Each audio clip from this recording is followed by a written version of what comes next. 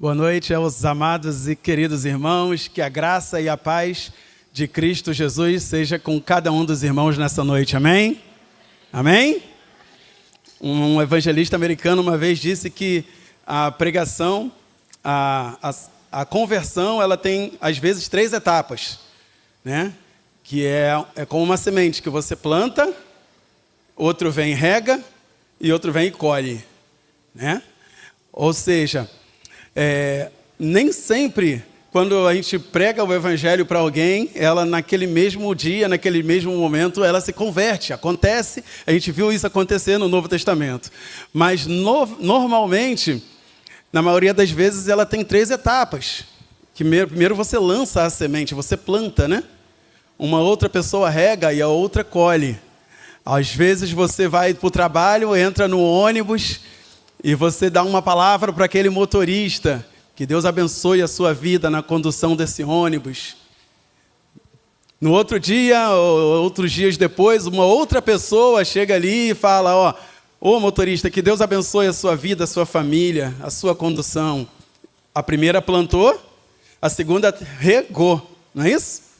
Até que o momento que aquela semente vai trabalhando no coração daquele motorista. E até chegar um momento em que uma outra pessoa vai encontrar aquele coração já preparado, já com raízes, e vai novamente ministrar uma palavra, e ela vai se arrepender e vai se render aos pés do Senhor. Então esse evangelista ele dizia que isso normalmente acontece dessa maneira. Porque às vezes a gente para o carro num posto para abastecer e a gente dá uma palavra para aquele profissional que está ali abastecendo. Uma outra pessoa, em um outro momento, chega e fala uma outra palavra para ele, e uma outra pessoa depois. Então, assim é o trabalho da conversão. Normalmente é assim: você vai plantar, outro vai regar, e até o outro vai colher. Então, normalmente tem essas 3 etapas, mas Deus ele é poderoso. Às vezes ele faz tudo numa vez só. Ele lança a semente, ele rega e ele colhe, e naquele mesmo momento aquela pessoa impactada pela palavra do Senhor. Então eu vou trazer uma mensagem aqui hoje, uma palavra aqui hoje, e talvez seja uma primeira palavra no coração de muitos dos irmãos aqui, ou daqueles que estiverem assistindo pela internet. Talvez seja hoje apenas uma sementinha lançada que alguém lá na frente vai regar, e em nome de Jesus nós esperamos que alguém vá colher o resultado dessa semente. E outros talvez já tenham uma semente plantada aí. E nessa noite nós vamos jogar um pouquinho de água nessa semente, para que ela comece a criar ainda raízes e se fortalecer. E se Deus permitir, pela graça de Deus, talvez encontremos nessa noite corações que estão preparados e que nessa noite vão entregar as suas vidas para Jesus. Para tanto, eu gostaria que os irmãos abrissem as suas Bíblias na epístola de 1 Pedro, no capítulo 4, versículos 12 e 13. 1 Pedro, capítulo 4, versículos 12 e 13.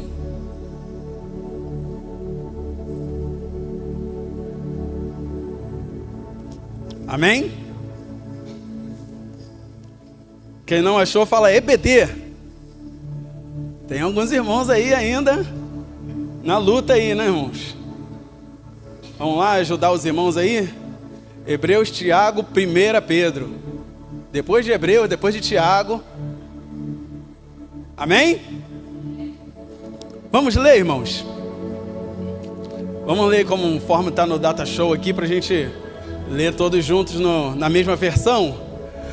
Amados, não estranheis a ardente prova que vem sobre vós para vos tentar, como se coisa estranha vos acontecesse.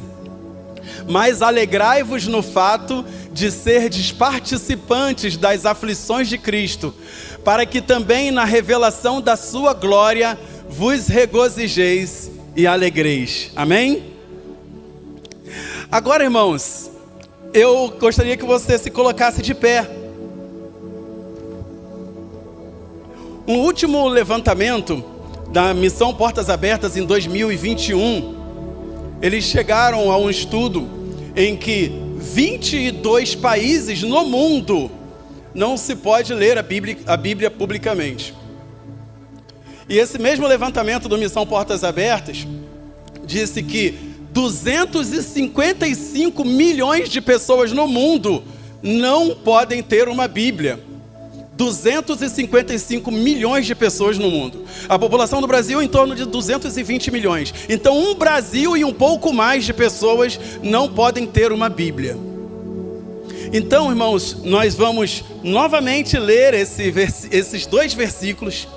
E quando nós lermos esse versículo, nós temos o privilégio de podermos ler a palavra de Deus. E quando nós terminarmos de ler esses dois versículos, eu quero pedir que você glorifique a Deus o mais alto que você puder, de todo o teu coração, de toda a tua alma, porque o que nós estamos lendo aqui é pura e simplesmente a palavra de Deus, amém? Então vamos lá. Amados, não estranheis a ardente prova que vem sobre vós para vos tentar, como se coisa estranha vos acontecesse. Mas alegrai-vos no fato de serdes participantes das aflições de Cristo, para que também na revelação da sua glória vos regozijeis e alegreis. Aleluia! Glória a Deus! Oh Pai, louvado seja o teu nome pela tua palavra, Deus. Obrigado porque o Senhor se faz presente nesse lugar, ó Deus. Obrigado porque sentimos a tua presença no meio dos louvores, o Senhor habitando neste lugar, ó Pai. Agora estamos diante da tua palavra, Deus, a tua palavra que é viva e poderosa. Portanto, fala aos nossos corações nessa noite. É a oração que nós te fazemos em nome de Jesus. Amém. Os irmãos podem sentar. Muito obrigado pela colaboração. Como Deus usa o mal para fazer o bem? Como Deus usa o mal para fazer o bem? Como Deus usa o mal para fazer o bem? Como funciona isso? Talvez, como nosso tema é caminhos, né? Talvez seja aqui o caminho do crente, ou os primeiros passos da igreja primitiva. Nós vamos compreender, entender, estudar um pouquinho os primeiros passos da igreja para nós entendermos a nossa missão aqui hoje. O porquê você está aqui hoje. O porquê você vem aqui todos os domingos. Nós vamos aprender isso nessa noite. E para tanto, nós antigamente as Bíblias, né, tinham entre o Antigo e o Novo Testamento, elas vinham, né, com 4 páginas em branco. Essas 4 páginas em branco, elas simbolizavam os 400 anos de silêncio entre o Antigo e o Novo Testamento, o período interbíblico ou intertestamentário. Na Bíblia dos irmãos ainda tem essas 4 páginas em branco? Vou até olhar aqui a minha também, que eu também não vi a minha. Agora não sei, antigamente vinha 4 páginas em branco, simbolizando. Na minha não tem, dos irmãos tem? Algum tem? Ó, tem duas, né? 2 ali. 3.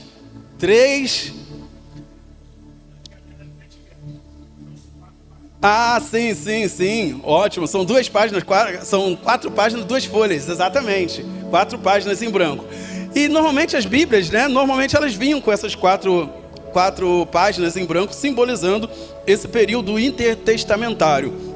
O que foi esse período, irmãos? Teve lá nessa época do Antigo Testamento, no fim do Império Persa, um rei chamado Alexandre o Grande, o rei da Macedônia, e ele iniciou ali o Império Grego.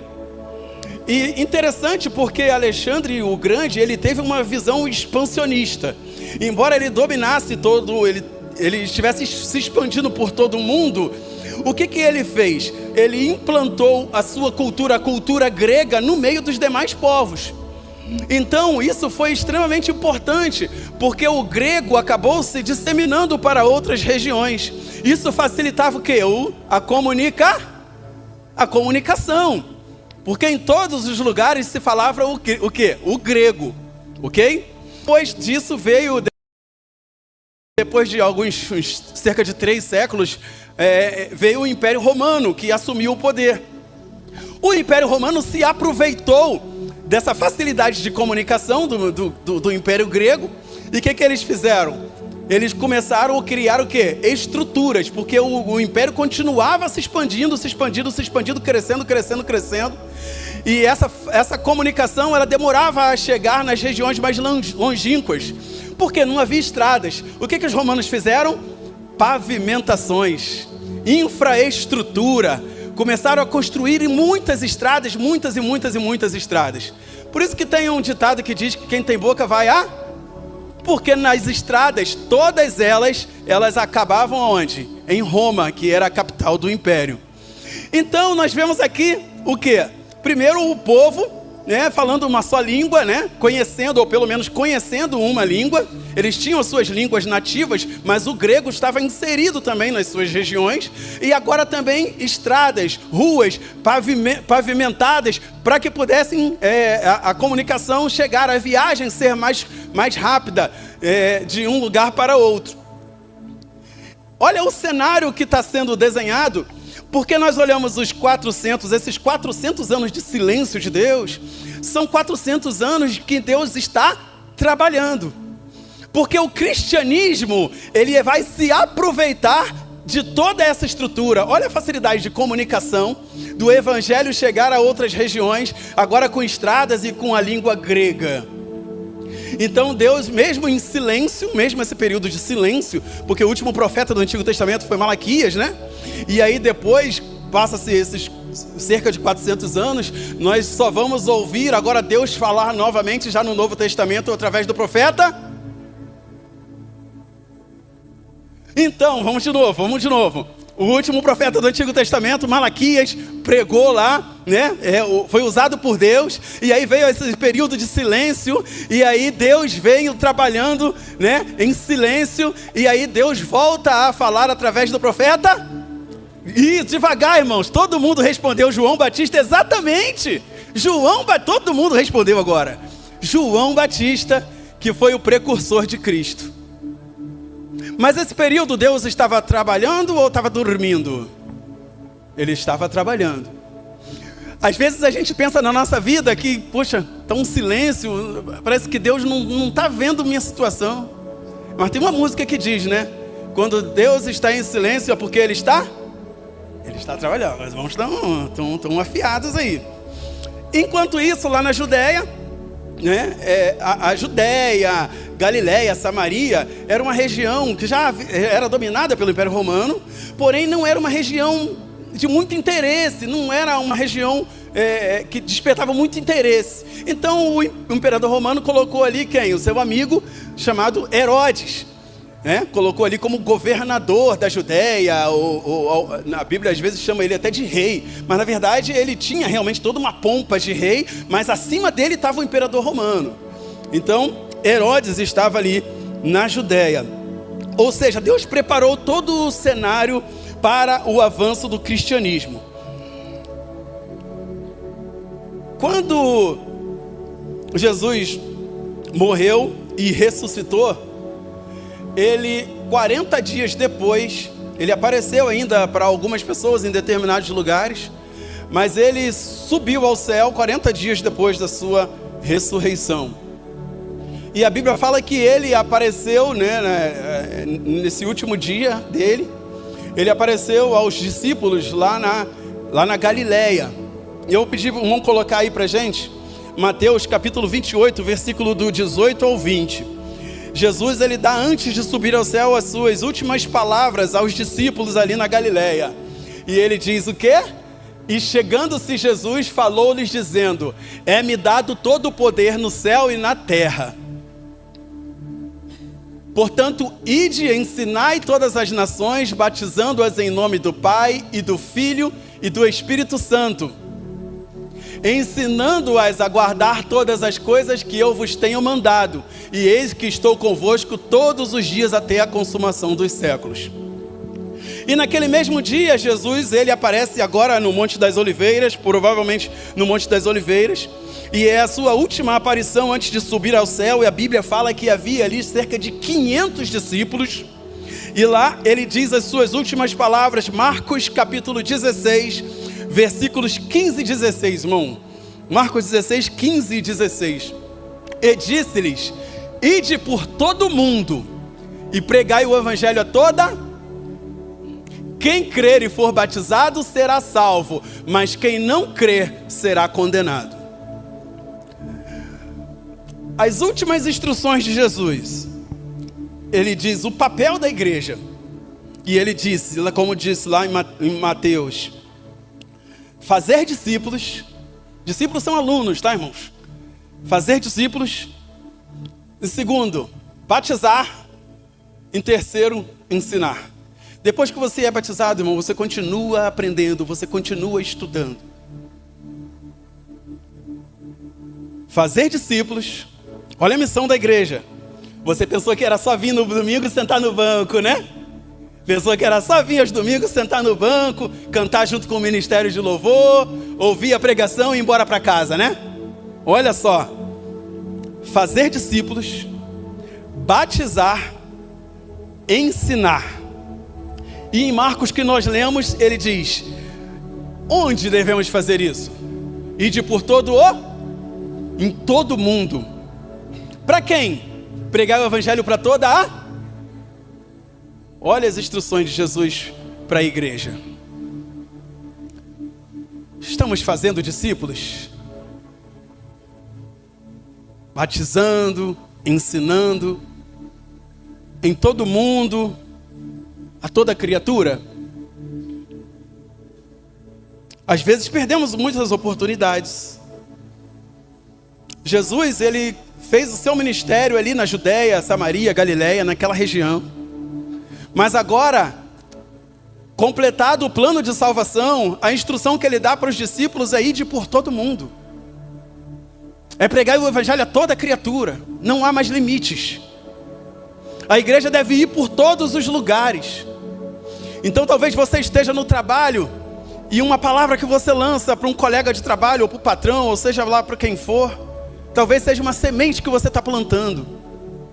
Na faculdade, talvez você esteja regando uma semente que foi lançada. E assim nós vamos o quê? Nunca perdendo as oportunidades que temos, mas em todo instante, em cada detalhe, em cada oportunidade que a gente tiver, a gente vai o quê? Lançando uma palavra. Às vezes a gente pensa errado, às vezes a gente pensa que tem que falar de Jesus e a pessoa tem que se arrepender e se converter naquela hora que a gente fala. Não é isso que a Bíblia ensina. Essa tarefa é do Senhor. O que nós temos que fazer é lançar a semente, é falar, é pregar, é testemunhar. E no momento certo, aquela semente lançada será colhida. Mas nós não podemos perder oportunidades, irmãos. Quantas oportunidades nós temos todos os dias, irmãos? Quantas oportunidades nós temos todos os dias no trabalho, no ônibus, no Uber, na escola, caminhando na rua, indo para a igreja, na padaria, na UPA, no hospital. A gente cruza com pessoas o tempo todo, irmãos. Olha quantas oportunidades que a gente tem de lançar uma pequena palavra. Esse evangelista americano chamado Sonny Ramp, ele fala, você está no ônibus, de repente você o ônibus passa devagar porque houve um acidente ali na estrada foi um acidente fatal. E você fala para aquela pessoa, nossa, que triste. Onde será que estão essas almas? A pessoa vai olhar para você assim, como assim? Olha a oportunidade. Ele disse uma vez que entrou no avião e tinha uma senhora, bem arrumada, e ela estava com um cordão com uma cruz. Aí ele falou para ela assim, essa cruz tem um significado muito importante, né? Aí ela, como assim? A brecha para ele falar do evangelho, para ele falar de Jesus. São pequenas coisas em que a gente tem a oportunidade de lançar a semente. E Deus nos dá a oportunidade todos os dias nós cruzamos com pessoas que não conhecem a Cristo. Todos os dias, talvez a gente dê bom dia, boa tarde, boa noite para pessoas quase todos os dias, e a gente nunca, às vezes, perde tantas oportunidades. Até um dia que a gente vai ouvir aquela pessoa, lembra daquela, morreu. E nós perdemos tantas oportunidades que Deus nos deu de lançar a semente para aquela vida, para aquela alma. Não perca as oportunidades que Deus te dá. Estas pessoas podem não ter uma outra chance. Nesse início do Evangelho, Pedro, que escreveu os versículos que nós lemos, Pedro, ele se colocou como realmente uma figura fundamental ali no início da igreja. Porque nós vemos Pedro agindo ali no livro, no livro de Atos. E nós vemos ele pelo menos no início de Atos, vemos a atuação de Pedro muito forte ali no início da igreja. Depois desse período, quando Jesus ascendeu, depois dessas instruções, Pedro foi quem se levantou. Nós agora temos que continuar a obra do Senhor. E ele foi quem presidiu a reunião para escolher o apóstolo que ficaria no lugar de Judas Iscariotes, que foi escolhido Matias. E aí depois, 10 dias depois, né, no dia de Pentecostes, quando o Espírito Santo de Deus desceu sobre ele, sobre aquelas pessoas que estavam ali, cerca de 120 pessoas daquele lugar, e eles começaram a falar em outros idiomas. E o Espírito Santo de Deus desceu e começou a se manifestar ali, no meio deles, e foi Pedro quem se levantou ali, tomou a palavra e começou a pregar, e naquele dia, cerca de 3.000 pessoas aceitaram a Jesus, Atos 2. Nós vemos também a atuação de Pedro lá em Atos 15, quando há o concílio de Jerusalém, porque a igreja não estava muito receptiva aos cristãos que eram gentios. E Pedro se coloca ali, no seu posicionamento ali diante da igreja, em que a igreja deveria aceitar os gentios que se convertessem, porque a instrução de Jesus foi essa. Então vemos a atuação de Pedro muito forte no início da igreja. Mas também, no início da igreja, houve muita perseguição. Embora o evangelho, o cristianismo estivesse crescendo e o judaísmo minguando, porque agora o cristianismo estava se ampliando para outros lugares, viajando as estradas, indo para outras regiões, e o judaísmo estava minguando, estava encolhendo ali. Mas mesmo assim, houve muitas perdas dos cristãos. Houve o apedrejamento do diácono Estevão. Houve também a morte de Tiago, filho de Zebedeu, irmão de João, do Evangelho de João. Tiago foi decapitado, arrancaram a sua cabeça. Também Bartolomeu ou Natanael também foi esfolado vivo e jogado ao mar. Mas isso, Bartolomeu já estava, de acordo com a tradição, já estava na Armênia, a 1.200 quilômetros de Jerusalém. Ele já estava distante pregando o Evangelho e foi martirizado naquele lugar. Esse é o cenário que Pedro encontra quando ele escreve essa carta, esses versículos que nós lemos. Mas o que estava ruim, irmãos, ainda ia piorar. Glória a Deus, porque Deus pega aquilo que está mal e transforma em bem. Deus pega o que é maldito e transforma em bênção. Não é isso? Por que a coisa piorou? Porque agora a igreja tem 23 anos de idade. Com 23 anos de idade, é uma igreja novinha, né? É mais nova do que a gente aqui, né, pastor? A igreja vai fazer quantos anos aqui, Viga? 40 anos. Então a gente está falando de uma igreja nova, jovem.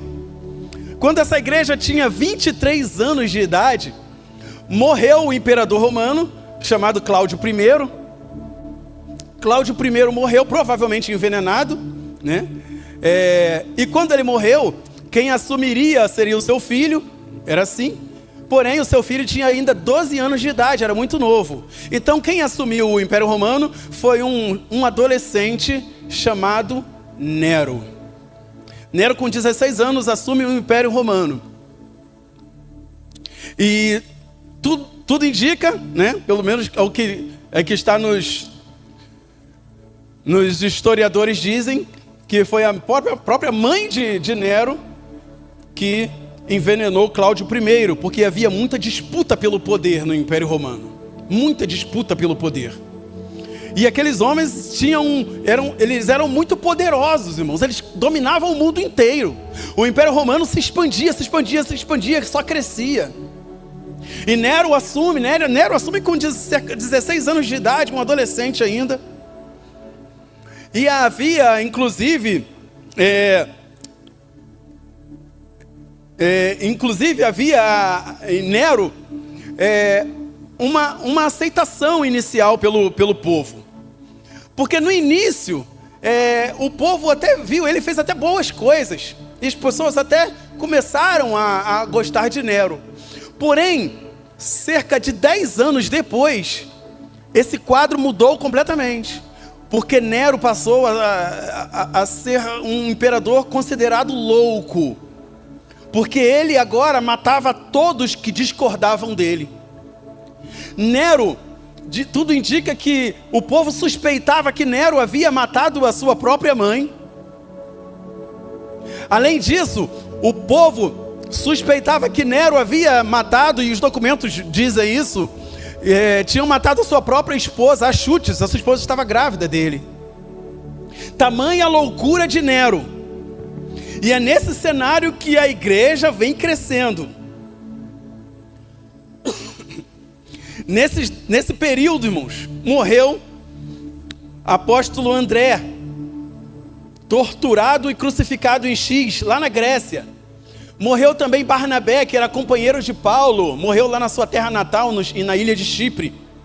Morre também Tiago, o apóstolo Tiago, provavelmente no Egito. Morre também, ele foi jogado ele morreu no Egito. Outro Tiago, né? A Bíblia tem vários Tiagos.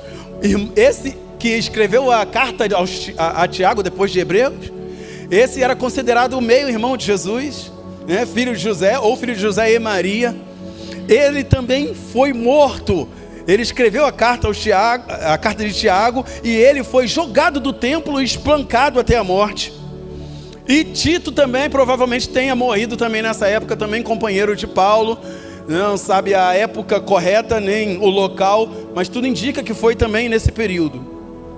Então Pedro escreve essa carta, onde já dos 12 apóstolos, 4 já haviam morrido, martirizados. E tantos outros discípulos já haviam sido mortos por causa do evangelho. Um certo dia, no dia 18 de julho do ano de 64, agora com 10 anos já de Nero no poder, Nero completamente odiado pelo povo. Nero, no dia 18 de julho, a cidade de Roma é incendiada. Alguns dizem que foi Nero que incendiou. Tamanha loucura de Nero, poderia até ser possível, mas não sabemos ao certo. O que sabemos é que a cidade de Roma foi incendiada e foi chamas para todos os lados. E como as pessoas já não gostavam de Nero, eles já acreditavam que Nero estava completamente louco, e eles acreditaram a Nero que o próprio Nero incendiou a cidade de Roma. E isso criou-se um burburinho na cidade, e todos falaram: foi Nero que incendiou Roma. Mas a maioria das cidades onde os cristãos habitavam não foi incendiada. Então Nero falou para o povo que foi quem que tacou fogo na cidade de Roma? Os cristãos. Então Nero começou a dizer: não fui eu, foram os cristãos. Olha aí, as cidades deles foram as menos atingidas. E aí houve uma perseguição brutal aos cristãos.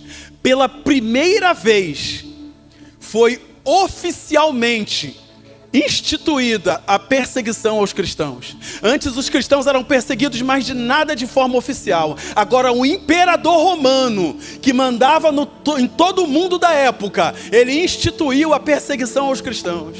Foi nesse período que Paulo foi preso. Foi nesse período em que muitas pessoas morreram.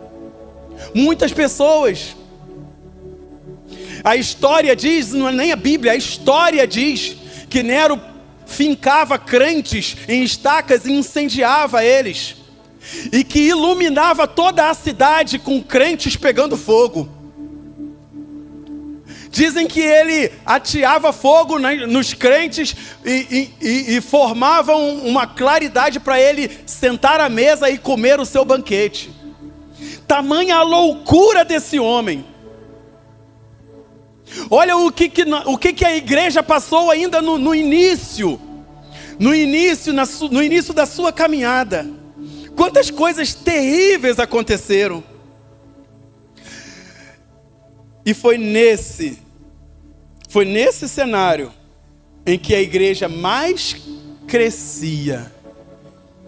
Quando ela era mais perseguida, é quando ela mais crescia. A história diz que os apóstolos, eles foram saindo de cena aos poucos. Eles foram morrendo. E foram assumindo o que os pais da igreja, outros homens e mulheres que Deus levantou para continuar essa missão. E hoje Deus levantou eu e você que está sentado aí para continuar essa missão. Não é fácil, irmãos. A Bíblia nunca disse que seria fácil. Não estranhem o fogo que surge no meio de vocês. Talvez Pedro estivesse fazendo uma referência aos cristãos que estavam sendo mortos, incendiados na cidade de Roma. Não estranheis a ardente prova que vem sobre vocês. Olha, em meio a todo esse cenário tenebroso, olha o que Pedro está falando. Não estranheis a ardente prova que vem sobre vós, para vos tentar, como se fosse uma coisa, como se algo estranho acontecesse, como se fosse algo extraordinário. Não tem nada de extraordinário nisso, irmãos. Essa é a história da igreja. É luta. São perseguições. Se os irmãos forem falar aqui, quantos de nós não somos perseguidos por sermos cristãos? Quantos de nós, irmãos? Mas o Pedro fala assim, pelo contrário, alegrem-se na medida em que vocês são coparticipantes dos sofrimentos de Cristo, para que também na revelação da sua glória, vocês se alegrem, exultando. Pedro estava triste ou estava feliz? Pedro estava triste ou feliz, irmãos? Alegrem-se em serem coparticipantes do sofrimento de Cristo. Apesar de tudo isso, a alegria de Pedro era contagiante. Ele deixa isso escrito na sua carta escrita há 1 ano ou talvez até menos antes dele morrer, porque ele seria morto. Quando ele escreveu essa carta, pouco tempo depois, mas ele demonstra alegria em ser coparticipante do sofrimento de Cristo. Irmãos, milhares de pessoas morreram no Coliseu. Milhares de cristãos foram torturados para que a sua palavra chegasse até nós hoje. Quanto sofrimento, quantas perseguições.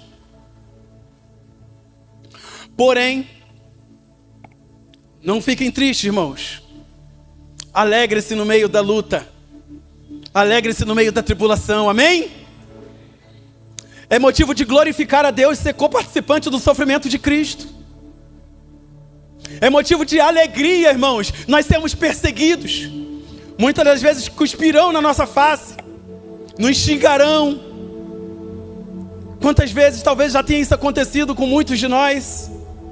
Mas isso é motivo de grande gozo, irmãos, do passar por tribulações.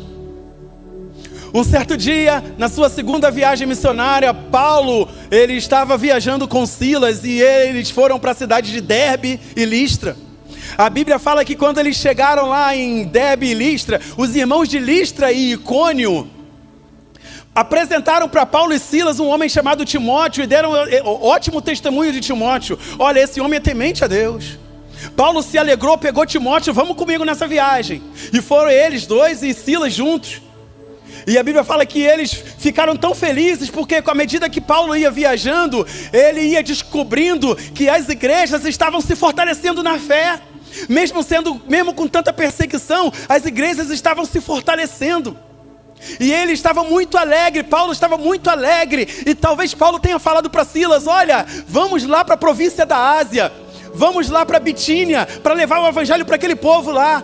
A Bíblia fala que o Espírito Santo de Deus impediu Paulo de ir para a província da Ásia. Então Paulo com Silas, ele foi, o que ele foi? Foi para a cidade em Troade. Troade era uma cidade que ficava à margem do mar Egeu. E ele chegou naquela cidade e pregou o evangelho naquele lugar. E naquela noite um homem apareceu para ele numa visão. E aquele homem de pé disse para Paulo: venha para a Macedônia, precisamos de ajuda. Paulo, naquele momento, ele entendeu porque o Espírito de Deus não deixou ele ir para a província da Ásia, porque ele deveria ir para a Macedônia. Ele pega Silas, pega o barco e começa a atravessar o mar Egeu em direção à Macedônia. No meio do caminho tinha a ilha de Samotrácia. Ele para na ilha e talvez tenha evangelizado naquela ilha. No dia seguinte, ele pega o barco novamente e continua atravessando o mar Egeu até chegar à cidade de Neápolis. Ali na margem, naquela cidade de Neápolis, eles vão um pouco mais até a cidade de Filipos. Filipos já pertencia à Macedônia. E talvez ele estivesse pensando assim: eles ficaram ali vários dias pregando o evangelho ali em Filipos. E talvez eles pudessem pensar assim, talvez a gente pensasse assim, né?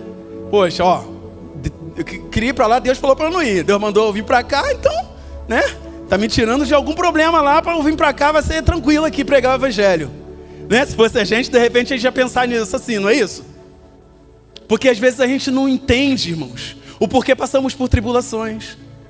Nós passamos por problemas. E sabe o que é? A gente acha o quê? É porque, será que o fulano está em pecado? Será que fulano está assim, está fraco na fé? Não é isso que a gente pensa, irmãos? Quando a gente vê alguém passando por tribulação. Mas é isso que a Bíblia está falando? O início da igreja, é isso que a Bíblia está falando? Irmãos, passar por tribulações nós vamos passar. E não é porque você está fraco. Talvez você passe por um problema, por um pecado seu. Mas normalmente a regra não é essa. A gente passa por tribulações porque Deus tem coisas para nos mostrar e tem coisas para fazer através da nossa vida. Porque Ele pega aquilo que é ruim, aquilo que é mal e transforma em bênção, irmãos. E eles chegaram em Filipos, ficaram vários dias pregando em Filipos. Quando chegou no sábado, Paulo e Silas foram para a beira do rio. E eles falaram: olha que lugar calmo, tranquilo, que lugar bom para orar. E a Bíblia fala que eles pararam naquele lugar ali. E havia umas mulheres ali na beira do rio. E eles pregaram o evangelho para aquelas mulheres. E havia uma mulher ali, chamada Lídia. E que a Bíblia diz que ela era temente a Deus. E que Paulo falou do evangelho para ela, e ela se converteu, e naquele mesmo rio ela foi batizada. E aí me faz lembrar o quê? Que alguém já tinha lançado a semente naquele coração. Alguém talvez já tivesse regado aquela semente, porque a Bíblia fala que mesmo ela não conhecendo ainda, ela não sendo ainda uma convertida, mas ela era uma temente a Deus. E quando ela ouviu a mensagem de Paulo, ela se rendeu aos pés do Senhor, e Paulo a batizou naquele rio. E eles foram embora, e depois voltaram, outro dia, para a beira daquele mesmo rio. Só que dessa vez havia ali uma outra mulher.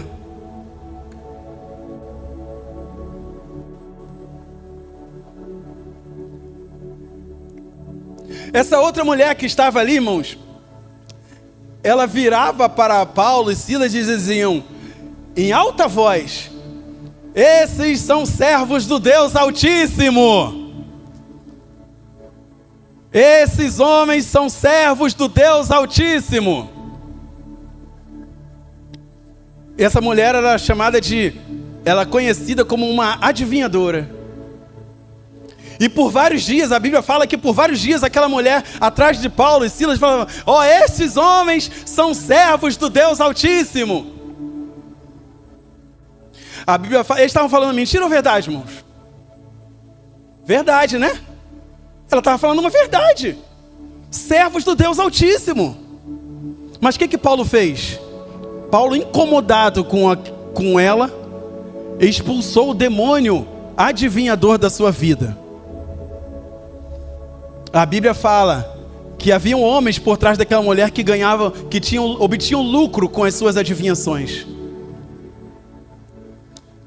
Eu imagino as pessoas procurando aquela mulher agora para adivinhar as coisas, então uma fila assim, né? Vem cá, adivinha não sei o que lá, a minha vida, não sei o que, a minha vida. E ela não conseguia mais adivinhar coisa alguma.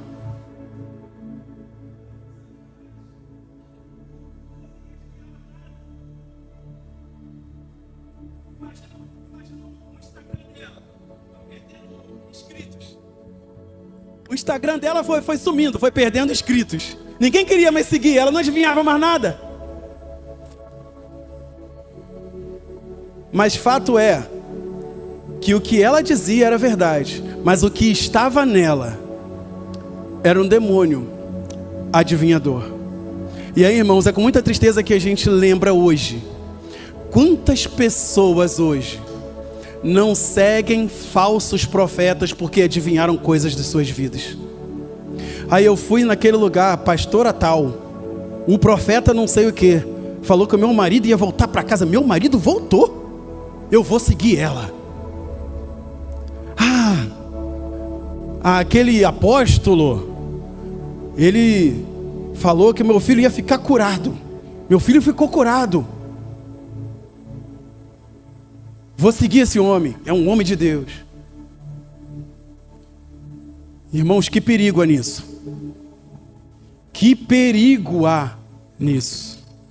Quando as pessoas vão em cultos, chamados cultos de revelação. Vamos lá que lá o profeta vai revelar não sei o que da sua vida. Tu tá com problema, minha amiga, vamos lá. E aquele profeta lá é bom. Aquela pastora lá, olha lá, começou a falar umas línguas lá que ninguém entende. É o sobrenatural vai se mexer. É o sobrenatural. Olha como é que ela tem o poder. Está falando umas línguas lá que ninguém entende. Irmãos, quantas pessoas sendo enganadas, seguindo falsos profetas. Quantas pessoas se desviando de uma igreja séria, indo em busca de adivinhadores da fé, achando que são homens e mulheres de Deus, porque não conhecem o que, irmãos? A palavra de Deus. Quantos e quantos bobalhões gospel, indo de um lado para o outro, seguindo pastora, o profeta, seguindo um e outro, que daqui para lá, de lá para cá. Como é triste isso, irmãos. O que aconteceu foi que aqueles homens então se revoltaram com Paulo e Silas, e a Bíblia fala que eles foram agarrados e eles foram arrastados até a praça. Ser arrastado não deve ser uma coisa muito boa, né? Naquela praça, diante daquela grande multidão de pessoas enfurecidas, eles foram julgados pelas autoridades e foram açoitados. E Atos diz que foram muitos açoites, açoitados com varas. Mandaram reforçar a segurança da prisão e eles foram lançados no cárcere interior, provavelmente o mais seguro, lá no fundo mesmo. Reforçaram a segurança. Um lugar frio, um lugar úmido, um lugar escuro, presos nos troncos pelos pés, ali, machucados, sofriam dores perversas dos açoites que receberam com varas, com seus corpos todos marcados com açoites. E perto da meia-noite, os irmãos conhecem bem, eles resmungavam do Senhor, amém? É isso que eles faziam? Eles não resmungavam com tudo isso, eles não resmungavam. Eles faziam o que, irmãos?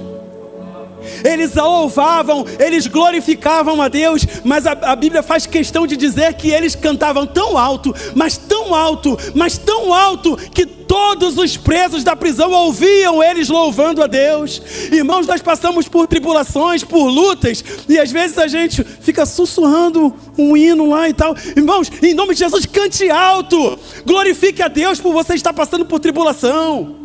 Você está sendo um coparticipante de Cristo.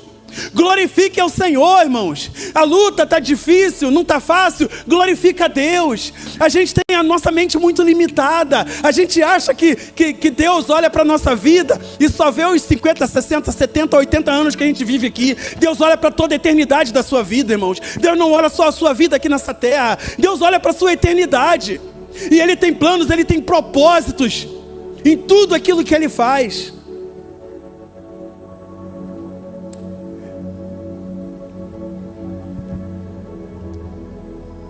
Plantar, regar e colher. Plantar, regar e colher. Oh meu Deus, quantas pessoas precisam ouvir a voz do Senhor. Paulo e Silas, torturados, arrastados, mas eles glorificavam a Deus. Como é difícil cantar alto no meio da tribulação. Como é difícil louvar ao Senhor quando está apertado, irmãos. Eu sei que eu estou falando aqui, os irmãos estão pensando, puxa, eu passei com tantas coisas. Irmãos, você passou por tantas lutas, eu e você passamos, e hoje nós estamos aqui. Não importa a dificuldade que você passou, você está aqui. Isso significa que Deus cuidou de você, irmãos. Se você permanecer firme, as bênçãos do Senhor correrão atrás de você. Quando achamos, irmãos, que está tudo errado, irmãos, é bênção de Deus para a sua vida. Às vezes a gente reclama do nosso trabalho, eu preciso sair daquele trabalho, lá só tem pessoas ímpias naquele lugar. É lá mesmo que Deus quer que você esteja, irmãos, para você ser luz naquele lugar. Às vezes a gente reclama do vizinho. Pô, por que Deus não fez nascer lá em Beverly Hills, em Miami, né? Não, Fabiano? Fez nascer logo em Nova Iguaçu. Irmãos, o teu vizinho não é por acaso. Tem planos de Deus. E Deus quer usar você. A gente só pode brilhar, irmãos, em meio às trevas. É em meio às trevas onde nós brilhamos. Nós vamos ver muitas injustiças acontecendo nessa terra, irmãos. Nós ligamos a televisão, vemos pessoas que cometeram crimes bárbaros e que estão soltos, andando aí no meio da sociedade. Nós vamos ver pessoas que roubaram milhões e estão aí soltos, andando para lá e para cá. Irmãos, muitas das vezes nós não vamos ver justiça nessa terra. Não vamos ver justiça nessa terra, irmãos. Muitas das vezes nós não vamos ver. Nós vamos ver impunidade. Mas Deus vê isso tudo. Há justiça em Deus. Talvez não haja aqui nos homens, mas em Deus há justiça. Permaneça firme, irmãos. Permaneça firme na presença do Senhor. Talvez os planos que você imaginava para a sua vida, talvez tenham sido planos que você, puxa, eu queria tanto ter realizado isso e não consegui. Talvez você tenha fracassado em alguma coisa que você queria alcançar nessa terra, amor. Irmão, não fica triste não. É porque o plano de Deus para você é um plano diferente daquilo que você sonhava. Nem todo mundo vai ser aquilo que deseja ser ou aquilo que está lutando para ser. Nem todo mundo vai conquistar aquilo que quer conquistar. Porque os planos de Deus são diferentes dos nossos planos. E vale mais a pena seguir a vontade do Senhor do que a nossa própria vontade. Os planos de Deus são muito maiores do que os nossos, irmãos. Nós passamos a vida inteira comprando luxo, comprando coisas. Nós passamos a vida inteira lutando para conseguir dinheiro para comprar coisas para a nossa vida, para a nossa satisfação aqui nessa terra. E nós esquecemos que um dia Deus vai soprar e a sua vida acabou e se encerrou. Quantas pessoas nós não já vimos partir somente nesse ano, irmãos? Muitos com sonhos, muitos com planos, e não conseguiram chegar a realizar.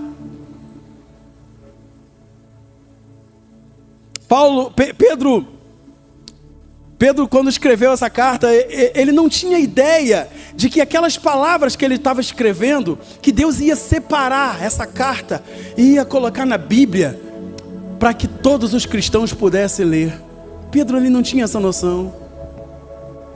Paulo escreveu carta para as igrejas, a igreja de Corinto, a igreja de Roma, a igreja dos Filipenses, dos Colossenses. Paulo escreveu para amigos, para Timóteo, para Tito. Pedro, ele escreve uma carta universal. Pedro, ele está escrevendo uma carta para todas as igrejas em geral. Ele está tentando animar a igreja. Eu sei que está difícil, eu sei que está doendo, as perseguições aumentam, mas Deus é contigo. Alegre-se no Senhor. Você é coparticipante dos sofrimentos de Cristo. Alegre-se nisso. É o que Pedro está falando. Essa palavra foi inserida aqui, irmãos. Cristão de todas as épocas tem acesso a essa palavra, conhecem essa carta, que Pedro certamente não sabia que seria inserido no cânon bíblico. Precisamos aprender a andar pela fé. As tragédias que acontecem em nossas vidas têm propósitos muito maiores do que podemos entender. Ele nos ama, querido, e sempre tem o melhor para nós. Não estranhe o fogo, não estranhe as tragédias. O mundo tenta colocar você contra Deus, tenta dizer que Deus não é bom. Quando olhamos e vemos uma criança inocente morrer, com coisas que a gente, poxa, essa pessoa não merecia passar por isso. Por que que aquela irmã está com essa doença tão grave? Irmãos, não estranhem. Deus tem propósitos para nós. Deus enxerga muito além. As suas provações provam a nossa fé, fortalecem a nossa fé, nos fazem crescer. É fácil servir ao Senhor quando está tudo bem, irmãos. Coloca aí, irmãos, para a gente 1 Pedro 1, 6, versículo 6 ao 9. Já estamos chegando ao fim, irmãos.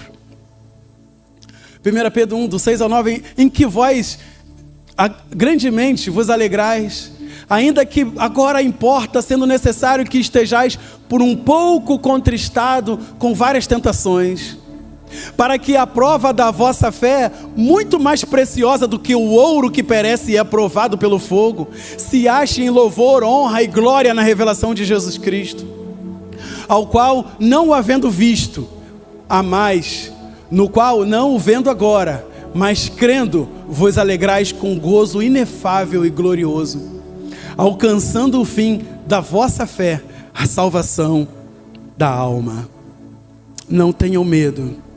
Irmão Renê e o irmão Guilherme cantaram hoje, né? Tente lembrar, se alguma vez Jesus te abandonou, tente lembrar quantas vezes Ele já te levantou. Quantas vezes, irmãos, você achava que não ia conseguir suportar, e Deus te levantou? Quantas vezes, irmãos, quantas lutas. Eu sei que eu falo, os irmãos vão refletindo em suas próprias vidas. Quantas lutas nós passamos, que a gente achou que não ia conseguir, e estamos aqui para a glória de Deus. Não importa a maldição, não importa a luta que você está travando, irmãos.